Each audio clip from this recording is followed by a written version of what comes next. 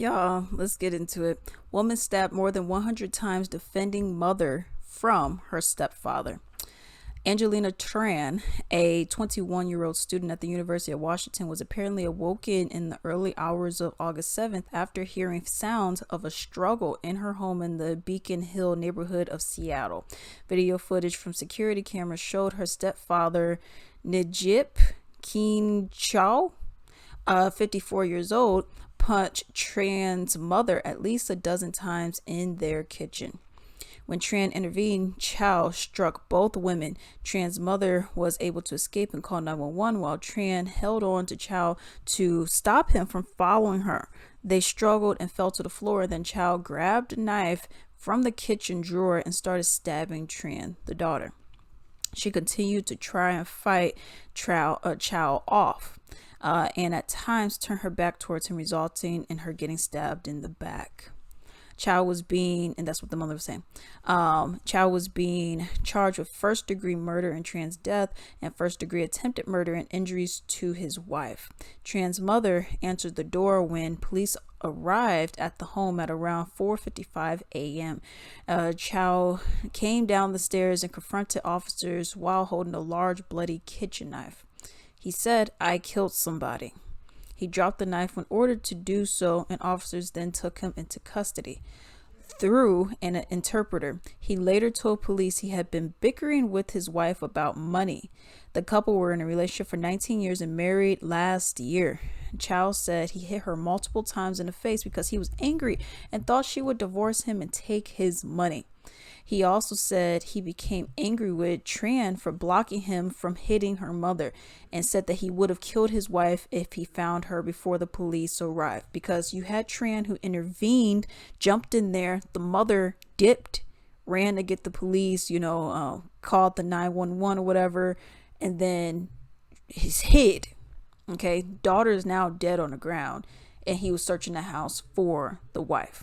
Okay, now, well, before I continue, and this is in no way trying to shame anybody or anything like that. It's just interesting. So your daughter comes in, pretty much sacrifices her life, for you to get 911. But I don't know how big this guy is. And I mean, here's an image of Tran. She's petite. I'm not sure what the mom looks like, and I'm not even sure what the dad looks like because they didn't show a picture of him. I couldn't find a picture of him anywhere when I was looking. But just looking at that, and I'm wondering, could any of you guys have attempted to, like, maybe one of you guys get on his back and try to choke him out? You got his arm around you or something, and even you call 911, put it on speakerphone, hey, come to blah blah blah blah blah whatever. And then even if you cannot stay on the line with them, have the phone up, couldn't you have like attempted to do something? I don't know. I felt like a little more could have been done on the mother's part, considering the fact that the daughter intervened in this. But let's continue. Officers obtained search warrants and seized evidence, including video files from the home security camera system. Investigators said that the footage showed the initial assault of Tran's mother and most of the stabbing. Chow stabbed Tran, the daughter, at least 107 times in the torso. He stopped the attack several times, including to change his clothes. Wow. Grabbed a different knife and searched the house, apparently to the mother. Okay. Now, you have some people who mentioned, they were like, well, this would all have been solved if you had a gun. If you had a gun, it would have been 2 people murdered, because he would know where the gun is and he would use the gun and killed the mother and then the daughter.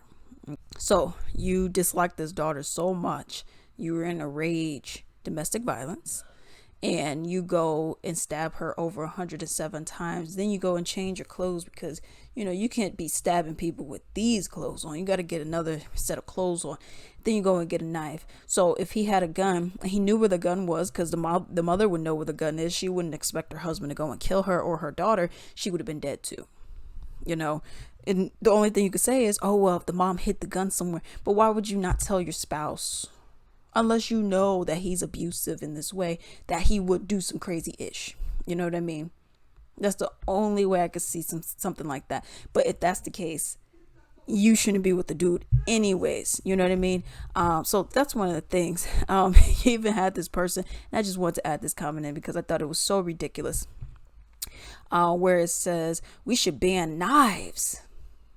This is truly sad. I know the solution, but I don't want to offend non-believers on here. The other solution is she needs to have a gun, which I explained why that wouldn't have worked unless the daughter had one and didn't and hid. But then again, I wouldn't be living there. You know what I mean? But whatever. She may be alive now, but in Seattle also being charged with murder, but still alive. Now someone replied and said we should also ban cars, lawn tools, screwdrivers, hammers, insulin needles, lamps, bricks, rocks in the backyard. Replace all the furniture with cardboard. No, really, I saw a lady make a DIY cardboard couch. As long as you can sit on it safely so you don't fall into the ground and hit your head on a cold hard floor, let's ban floors too, because I've heard that too. It's just idiots doing that, you know. Oh well, you need to ban knives. It's like, you're an idiot. No, you're not going to ban every single thing. Just don't use it inappropriately. You know, I mean, that's just is what it is. But like I said, even if the person had a gun, 9.8 times out of 10 the man would have already known where it was. If you have a gun in your house, if you have a gun in your house, everyone's supposed to know where it is, just in case. If we're going to keep it real, you know what I mean? Obviously keep it away from kids and all that kind of stuff, whatever, you know, even if you have it in a locked box, which most people don't, but heck, even if you have it, you know, in your drawer or something like that, but you got to know that the man already knows where it's at, and he could have just already gone to it and then shot both of them and killed them, you know. So that's how I look at that whole thing. I'm like, that's a crazy argument to me, because he will already know where it's at. Why would he not know where it's at? Oh, I hid it from him. Well, if you're hiding it from him, that means you think that he'll use it on you. And why are you still there?